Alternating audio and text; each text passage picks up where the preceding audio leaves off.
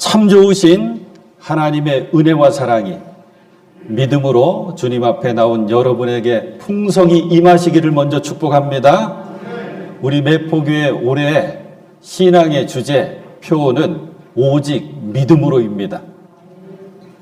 올 한 해 우리는 오직 믿음으로라고 하는 저 글귀를 보면서 우리가 함께 예배드릴 터인데, 이 말씀은 로마서 1장 17절의 말씀이죠. 하나님의 의가 복음 속에 나타납니다. 이 일은 오로지 믿음에 근거하여 일어납니다. 이것은 성경, 구약의 말씀을 사도 바울이 인용하는 거거든요. 하박국 2장 4절의 말씀입니다. 이것은 성경에 기록한 바 의인은 믿음으로 살 것이다 한 것과 같습니다. 다시 한번 사랑하는 여러분들, 오직 믿음으로 사시는 여러분 되실 수 있기를 축복합니다. 오늘 우리는 본문 말씀으로 갈라디아서를 펼쳐 읽었죠. 특별히 6절 말씀에, 5장 6절 말씀에 사도 바울은 이렇게 우리에게 권면하고 있습니다. 가장 중요한 것은, 우리가 하나님의 자녀로서 신앙생활할 때 가장 중요한 것은 믿음이 사랑을 통하여 일하는 것입니다. 이 말씀은 친절하게 주석이 또 붙여져 있습니다. 아래로 쭉 내려가서 주석을 보게 되면 말씀이 더 은혜로워요. 가장 중요한 것은 사랑으로 역사하는 믿음입니다. 믿음과 사랑은 항상 함께 가는 것입니다. 한 쌍입니다. 믿음과 사랑 가운데 어느 하나가 부족하거나 어느 하나가 없으면 온전한 신앙인이 될 수가 없습니다. 그래서 우리의 믿음은 사랑의 실천으로 드러나야 되고, 우리의 사랑의 믿음에서 비롯되어야 됩니다.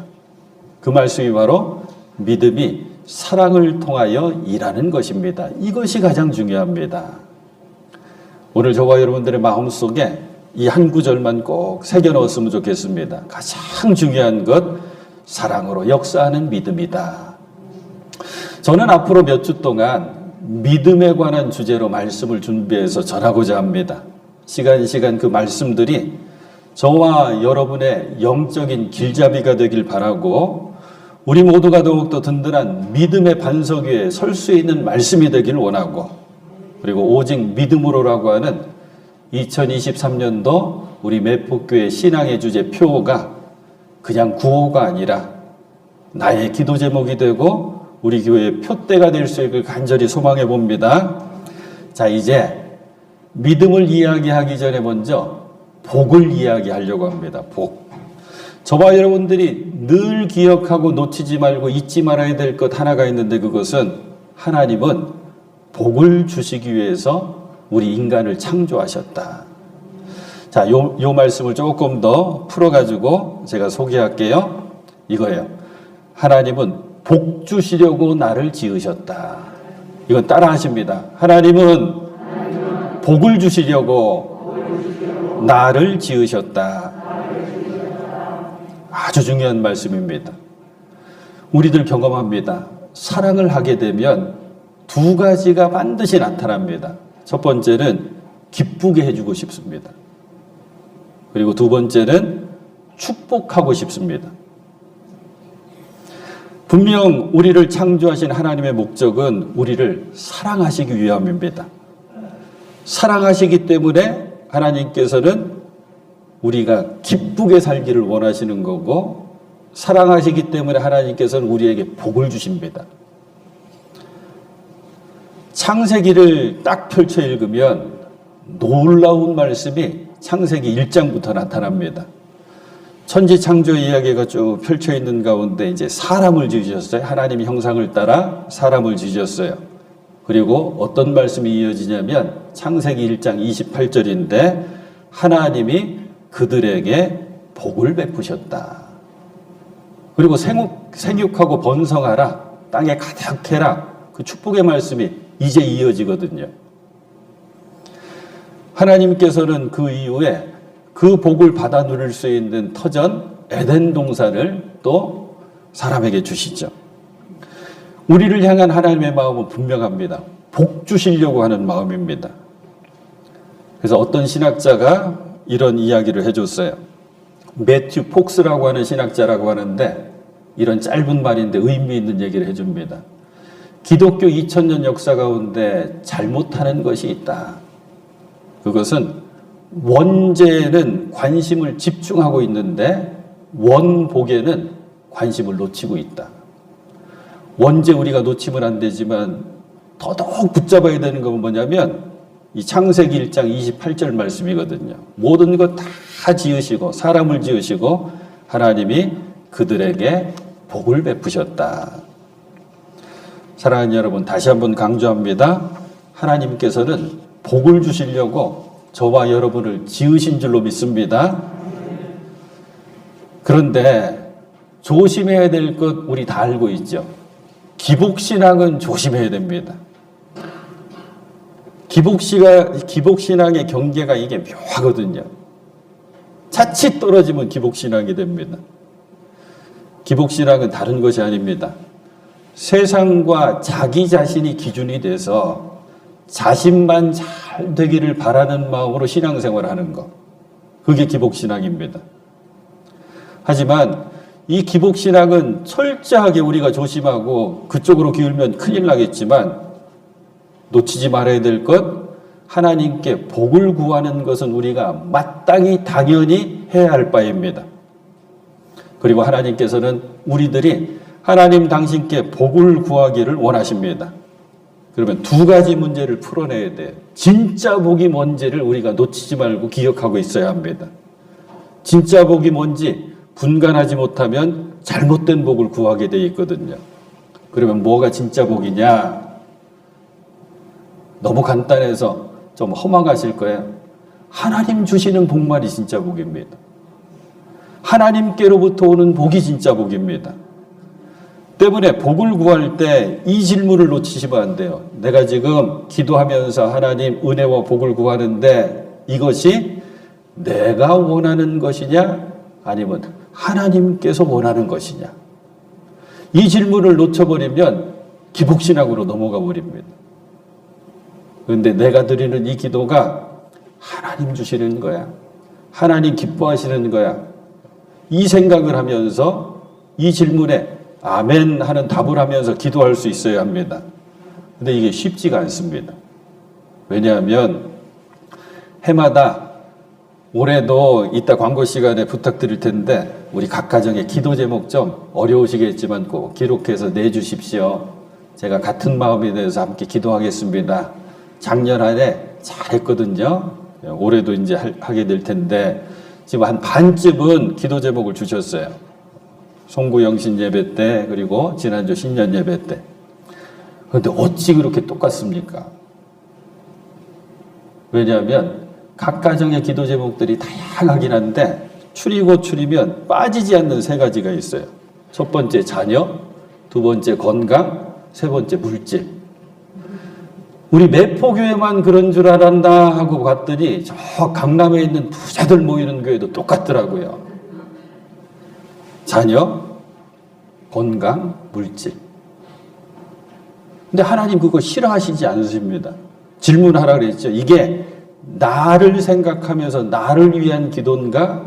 아니면 하나님께서 원하시는 기도일까? 어려운 얘기거든요. 다음 기회에 이런 주제를 한번 말씀 전하기로 하고, 왜 제가 복 얘기를 자꾸 먼저 했느냐? 하나님께서 주시는 복을 받을 준비를 해야 되거든요.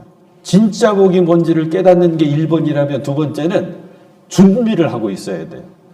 필요 조건을 갖추고 있어야 됩니다. 하나님 주시는 복을 받아 누릴 수 있는 필요 조건이 뭐냐? 그게 바로 믿음입니다. 믿음은 그래서 복의 통로라고 이야기합니다. 믿음은 복의 근원이 되신 하나님과 나를 연결시키는 통로가 된다고 하는 거죠. 마치 이런 것이죠. 저수지에 물이 가득 채워져 있습니다. 그 저수지에 물은 필요할 때 논으로, 밭으로, 수로를 따라서 잘 이동할 수 있어야 합니다. 그래야지 그 밭에서, 논에서 이제 결실을 할 수 있게 되죠. 믿음이라고 하는 통로가 있어야지 하나님의 그 놀랍고 풍성한 복을 우리가 받고 누릴 수가 있습니다. 성지순례 이스라엘을 여행하게 되면 놀라운 광경을 다 보게 되죠. 메마른 광야를 한참 동안 차를 통해서 이동합니다. 그러다가 아주 녹색의 섬처럼 나무가 푸르르고 울창한 한 마을이 보입니다. 두 가지 중에 하나예요. 첫 번째는 자연적으로 하나님께서 터뜨려 주신 오아시스가 있는 동네. 또 한 동네는 키부츠라 그러죠. 사람들이 기술을 가지고 물을 끌어다가 물을 공급하니까 거기에 녹색 섬처럼 아주 푸르른 넓은 농장이 됩니다. 신앙생활도 마찬가지라고 하는 거죠. 하나님께서 예비하신 은혜를, 복을 받아가지고 누릴 수 있는 통로가 항상 열려있고 연결되어 있어야 되는데 그것은 믿음밖에는 없다. 믿음은 복의 통로다. 이 말씀이 성경에는 어떻게 표현되어 있냐면 물된 동산이라고 하는 표현으로 우리에게 가르쳐주고 있습니다. 제가 신방하면서 또 제가 너무 좋아하는 성경 구절이어서 설교 가운데 많이 인용하죠. 이사야 58장 11절 말씀. 주님께서 너를 늘 인도하시고 메마른 곳에서도 너의 영혼을 충족시켜 주시며 너의 뼈마디에 원기를 주실 것이다. 너는 마치 물된 동산처럼 되고 물이 끊어지지 않는 샘처럼 될 것이다. 이 말씀 읽었으니까 이 말씀 붙들고 축복합니다. 여러분의 삶이 물된 동산 같기를 축복합니다. 그런데 물된 동산이라고 하는 이 표현이 더 멋지게 기록되어 있는 성경이 또 있습니다. 예레미야 31장 12절 13절 말씀. 메모하실 수 있는 분이 있으면 램 써놓고 31장 12절 13절 표시해놨다가 나중에 꼭 다시 한번 천천히 읽어보십시오. 제가 봉독해 드립니다. 그들은 돌아와서 시온산 꼭대기에서 찬송을 부르고 주의 좋은 선물 곧 곡식과 새 포도주와 기름과 양 새끼와 송아지들을 받고 기뻐할 것이다. 그들이 돌아와서는 뭐냐면 바벨론의 포로 생활 70년을 마치고 하나님의 뜻 가운데 너희들 다 돌아올 수 있게 될 거다. 그러면서 이제 말씀이 이렇게 돼요. 그들의 마음은 물된 동산과 같아서 다시는 기력을 잃지 않을 것이다. 그때에는 처녀가 춤을 추며 기뻐하고 젊은이와 노인들이 함께 즐거워할 것이다. 내가 그들의 슬픔을 기쁨으로 바꾸어 놓고 그들을 위로하여 주겠다. 그들이 근심에서 벗어나서 기뻐할 것이다. 얼마나 은혜롭고 얼마나 힘이 되는 말씀인지 몰라요. 그들의 마음이, 우리들의 마음이 물된 동산과 같아서 다시는 기력을 잃지 않을 것이다. 함께 춤추고 기뻐하고 함께 찬양 노래하면서 즐거워하고 슬픔은 그때 기쁨으로 바뀌게 되고 하나님의 놀라우신 위로를 받게 되고 다시는 근심에서 벗어나서 기뻐하게 될 거다. 이 말씀도 그대로 여러분 가운데 이루어지는 능력의 말씀이 될 수 있기를 축복합니다. 물된 동산의 은혜를 받으려면 뭐가 열려야 된다고요? 믿음이라고 하는 길이 열리고 수로가 열려야 된다. 믿음이 똑같다고 하는 거죠. 아무리 황량한 세상의 한복판에 우리가 던져져 있어도 믿음이라고 하는 그 이름의 물길이 열려 있으면, 다른 게 끼어서 막지 않고 열려 있으면 수원지이신 만복의 근원 되신 하나님과 연결이 되어서 우리의 인생이 물된 동산과 같아진다. 사랑하는 여러분, 그런데 너무 감사한 것은 이미 저와 여러분들은 믿음의 사람들입니다. 예배 시간마다 저는 때로는 그냥 깜짝 놀라면서 감사하게 돼. 하나님 감사합니다. 왜요? 믿음이 아니고는 여러분들이 이 자리에 와 있을 수가 없어요. 이곳에 우리들이 함께 나와서 예배하는 것, 머리 숙이고 손 모아서 예수 그리스도의 이름으로 간절히 기도할 수 있는 것, 목청을 높여서 함께 한 마음이 되어서 하나님의 영광을 찬양할 수 있는 것, 이거는 믿음이 아니고는 할 수가 없거든요. 근데 왜 제가 자꾸 믿음 이야기를 하느냐? 믿음이라고 다 같은 믿음이 아니기 때문입니다. 성경은 믿음의 정도를 다양하게 표현하고 있습니다. 먼저 우리 예수님께서는 마가복음을 통해서 적은 믿음이 있다면 큰 믿음이 있다고 말씀하십니다. 사도 바울은 디모데 전서와 후서를 통해서 거짓된 믿음이 있다면 진실한 믿음이 있다고 이야기합니다. 또한 로마서에는 연약한 믿음이 있다면 굳센 믿음이 있다고 이야기합니다. 사랑하는 여러분, 저와 여러분들이 큰 믿음, 진실한 믿음, 그리고 굳센 믿음이 되어야 됩니다. 이제 히브리서 11장, 이 믿음장의 말씀을 오늘도 그리고 여러 번 보게 될 텐데, 히브리서 11장을 펼쳐 읽다가 히브리서 11장을 시작하게 되는 히브리서 10장의 맨 마지막 구절을 보고 제가 아주 깜짝 놀랐어요. 저와 여러분들 믿음이라고 하는 것을 이렇게 잘 표현한 성경 구절이 어디 있을까? 자, 히브리서 11장을 한번 같이 펼쳐 보실까요?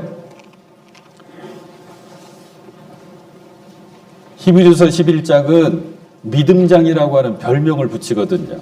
근데 이 11장을 여는 시작하게 하는 10장의 맨 마지막 구절 한번 보십시오. 우리는 뒤로 물러나서 멸망할 사람들이 아니라, 저와 여러분들은 절대 뒤로 물러나서 주님과 멀어져 가지고 멸망할 사람들이 아니라는 거예요. 그리고 뭐라고 하죠? 믿음을 가져 생명을 얻을 사람들입니다. 얼마나 놀라운 말씀인지 몰라요. 저와 여러분들을 이렇게 표현하는 거예요. 우리들은 믿음을 가져서 생명을 얻을 사람들입니다. 물된 동산이 되면 생명이 풍성해지죠. 믿음으로 물된 동산이 되어서 풍성한 생명, 생명을 얻을 사람들이 저와 여러분들인 거죠. 사랑하는 여러분, 절대 저와 여러분들의 믿음이 작은 믿음, 거짓된 믿음, 연약한 믿음에 머물러 있어서는 안 됩니다. 그것은 마치 주님과 하나님의 은혜와 연결된 수로가 막히거나 터져 있거나 잘못된 것입니다. 아무리 수원지에서 많은 물이 흘러내려도 수로가 온전치 못하면 그 물을 제대로 공급받을 수가 없죠. 제대로 복을 받으려면 제대로 믿을 수 있어야 합니다. 제대로 믿는다. 어떻게 표현하면 이 제대로 믿는다고 하는 이 말씀이 여러분 마음속에 새겨질까? 저는 이렇게 오늘은 표현하고 싶어요. 믿음의 언저리에서 서성거리면 안 됩니다. 믿음의 중심으로 나를 던져 넣어야 됩니다. 여러분들도 그 경험, 그 훈련 받으셨는지 모르겠어요. 뭐 수련회를 가거나 뭐 이런저런 집회 가면 강사 목사님이 이런 거 한번 시켜요. 누구 한분 나오세요 그래가지고 앞에 딱 세워놓고, 자, 이분과 친한 분들, 이분을 잘 아는 분들 한 6명쯤 또 함께 나오세요. 그럼 쭉 나오죠.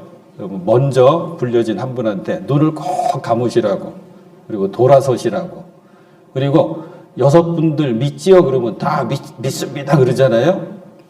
그러면 그 믿음을 가지고 서서히 몸을 뒤로 던져서 눕히라 그래요.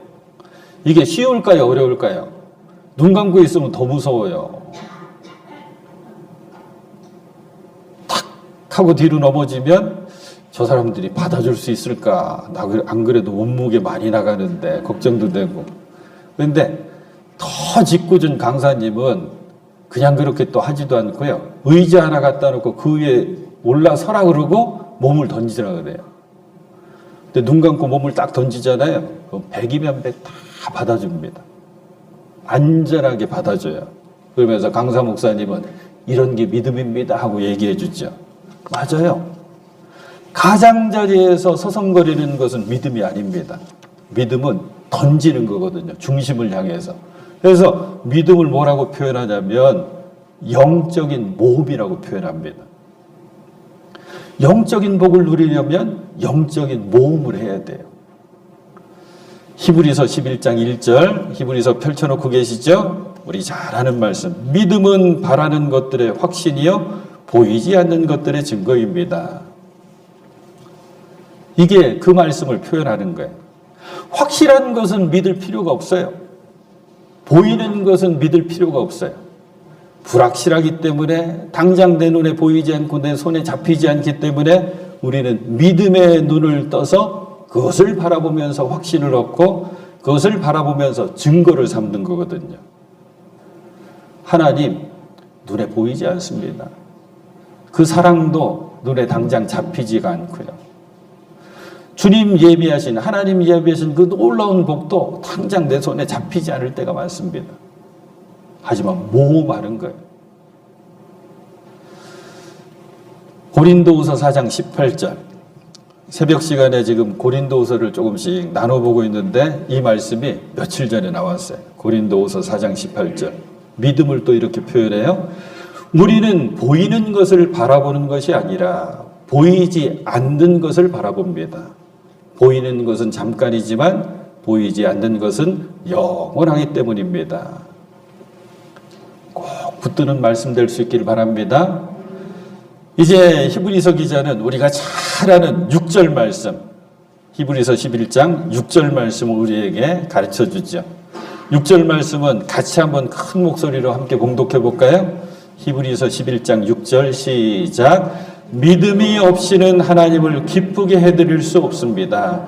하나님께 나아가는 사람은 하나님이 계시다는 것과 하나님은 자기를 찾는 사람들에게 상을 주시는 분이시라는 것을 믿어야 합니다. 아멘. 저는 이 말씀이 너무 좋아요. 왜 너무 좋으냐면 분명해서 너무 좋아요. 믿음이 없이는 하나님을 기쁘시게 할 수 없대요. 우리 하나님 사랑합니다 그랬죠. 사랑하면 뭐 하고 싶다고요? 기쁘게 해주고 싶어요. 하나님 사랑하는 우리들은 하나님을 기쁘시게 해드려야 되는데 믿음이 없으면 하나님을 절대 기쁘시게 할 수 없다. 반대로 한번 읽어볼게요. 믿음만 있으면 하나님을 기쁘시게 할 수 있나니. 저는 이 말씀이 그래서 너무 좋다니까요. 믿음만 있으면 하나님을 기쁘시게 할 수 있나니. 두 가지 믿음이 있으면 된대요. 첫 번째는 하나님이 계시다고 하는 믿음. 하나님이 살아계시다고 하는 믿음. 자, 질문합니다. 사랑하는 여러분들, 하나님이 계심을 믿습니까? 스스로 가끔씩 진지하게 질문하면서 아멘 할 수 있어야 돼요. 하나님이 계시다고 하는 이 믿음이 있는 사람은 자연스럽게 어떤 믿음이 생기냐면 하나님이 우리를 지켜보고 계신다라고 하는 믿음이 생깁니다. 근데 하나님께서 지켜보실 때는 사람처럼 겉사람을 보는 게 아니라 뭘 보신다 그랬어요? 중심을 보신다. 그러니까 하나님이 계시다고 하는 믿음, 그리고 하나님께서 내 중심을 살펴보고 계신다라고 하는 이 믿음이 생기면 함부로 삶을 살 수가 없는 거죠. 몸가짐도 심지어 마음가짐도 바르게 될 수밖에 없는 거죠. 그런데 더 놀라운 것은 하나님이 계시다고 하는 이 믿음은 하나님께서 지켜보고 계신다고 하는 믿음이 생기면서 동시에 하나님께서 지켜주신다고 하는 믿음도 생겨요. 하나님께서 나를 지켜주시는구나. 하나님이 살아계시니까. 그래서 두려움도 이겨낼 수 있고 걱정도 이겨낼 수 있고 낙심하지 않을 수가 있는 거죠. 두 번째는 이 믿음이 있어야 된다 그랬죠. 하나님은 자기를 찾는 사람들에게 상 주시는 분이심을 믿어야 할지니라. 하나님은 하나님 당신을 찾는 이들에게 결코 외면하지 않으신다는 거예요. 외면하지 않으실 뿐만 아니라 적극적으로 맞아주시는 거예요. 우리가 몇 주 동안 살펴봤죠. 잡아주시고 안아주시고 업어주시고 다 책임져 주시는 하나님. 그때 하나님은 놀랍게도 우리의 지난 날을 묻지 않으셔요. 공적도 따지지 않으십니다. 그저 믿음 가지고 하나님 당신을 찾아왔다고 하는 것, 이것만 보시면서 상을 주신다고 하는 거죠. 그래요. 오직 믿음만이 하나님께서 주시는 상을 받을 수 있는 유일한 그런 조건이 됩니다. 믿음으로 구하는 자에게 하나님 반드시 응답해 주시죠. 상황을 변화시켜 주시든지 아니면 나 자신을 변화시켜서라도 하나님께서는 구하는 자에게 반드시 응답해 주시고 복을 주십니다. 자, 이제 사랑하는 여러분, 지금까지 어떤 믿음의 길을 걸어오셨습니까? 혹시 손님처럼 신앙생활 하셨다면 이제는 주인처럼 신앙생활 하십시오. 아직 은혜의 강가에서 서성거리고 계시다면 이제는 은혜의 강물로 뛰어들어야 합니다. 아직도 믿음의 변두리에서 기웃기웃하신다면 이제는 믿음의 중심으로 여러분을 던지셔야 됩니다. 사랑하는 여러분들, 우리 자녀들에게 이런 교훈, 이런 훈계 자주 하죠? 예, 너 뭐 하려면 제대로 해, 그러죠. 뭐 좀 하려면 좀 제대로 해봐. 우리 스스로에게 던져야 될 질문입니다. 믿기 시작했으면, 믿음의 길을 걷고 있다면 제대로 믿어야 합니다. 조금 오늘 말씀은 일부 예배 때도 그렇지만 좀 무거워요. 그래서 마지막에 조금 편하게 들으실 수 있는 얘기로 마무리할게요. 여러분 많이 들었던 예화일 거예요.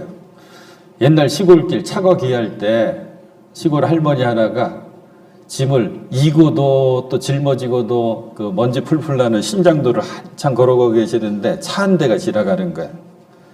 운전하시는 분이 좋은 분이셨나 봐요.